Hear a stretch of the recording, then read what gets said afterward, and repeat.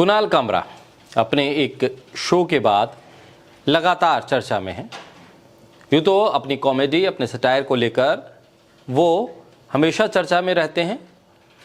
अलग अलग मुद्दों पर जब कुणाल कामरा किसी वीडियो पर काम करते हैं, कोई बयान देते हैं, कोई कटाक्ष करते हैं, तो चर्चा तो होती ही है।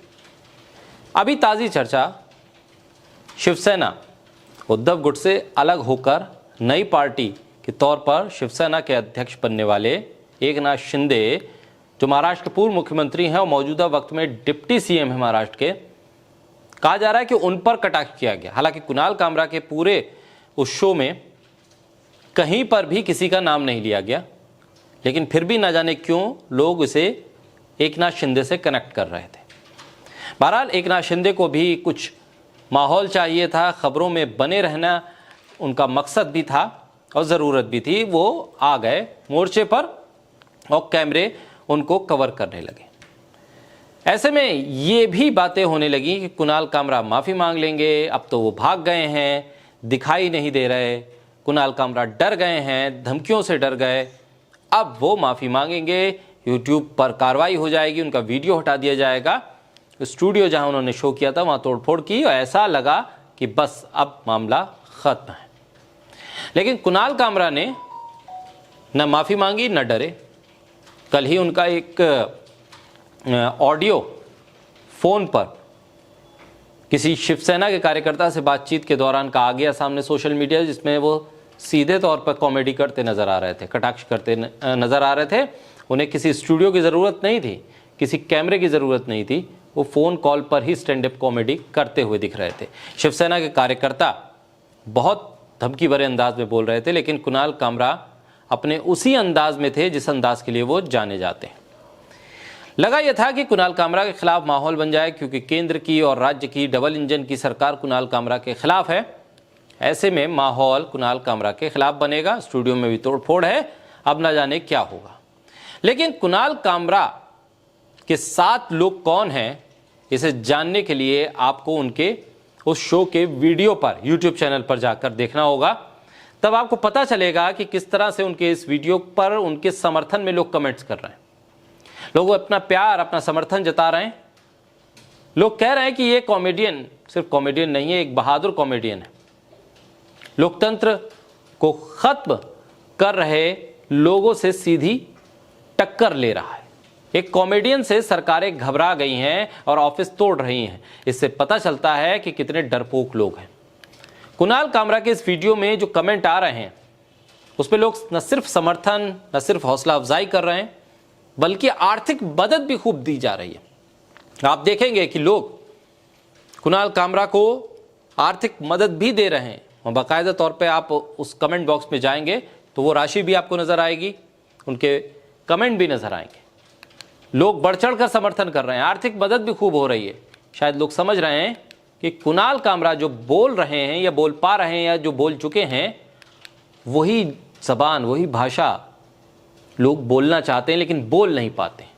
लेकिन कुणाल कामरा ने बोल दिया, इसलिए लोग अपनी आवाज़ को मजबूत करना चाहते हैं, कुणाल कामरा को मजबूत करना चाहते हैं, आर्थिक रूप से भी। कुणाल कामरा के यूट्यूब चैनल पर अगर आप जाएंगे तो टिप्पणियां देखेंगे तो उसमें समर्थन, प्रोत्साहन, विश्वास ये नजर आएगा। इन कमेंट बॉक्स में जब आप जाते हैं सिलसिलेवार ढंग से, तो आपको एक नाम और भी नजर आएगा, जो नाम है ध्रुव राठी का। ध्रुव राठी वहां पर आर्थिक मदद भी करते हैं कुणाल कामरा की, एक समर्थन के तौर पर वो राशि दी जाती है और साथ ही लिखते हैं इनकलाब जिंदाबाद।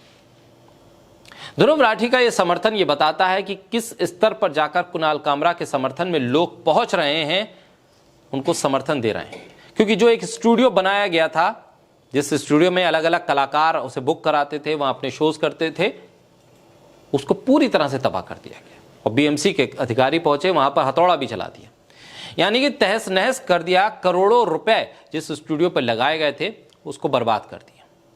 ऐसे में ये समर्थन उन लोगों के लिए भी है जो अपनी जगह कुणाल कामरा जैसे कॉमेडियन को देते हैं, ये जानते हुए भी कि कुणाल कामरा जो कुछ बोलेंगे उसका रिटेलिएशन भी होगा।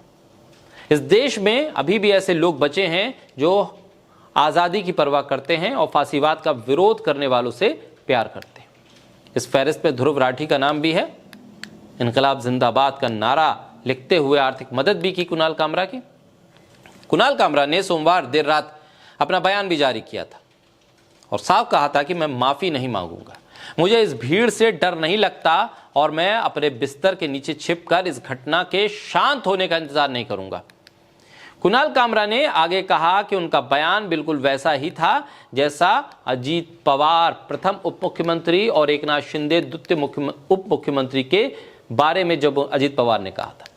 एक शक्तिशाली सार्वजनिक व्यक्ति की कीमत पर मजाक को बर्दाश्त न कर पाने की आपकी अक्षमता मेरे अधिकार की प्रकृति को नहीं बदलती।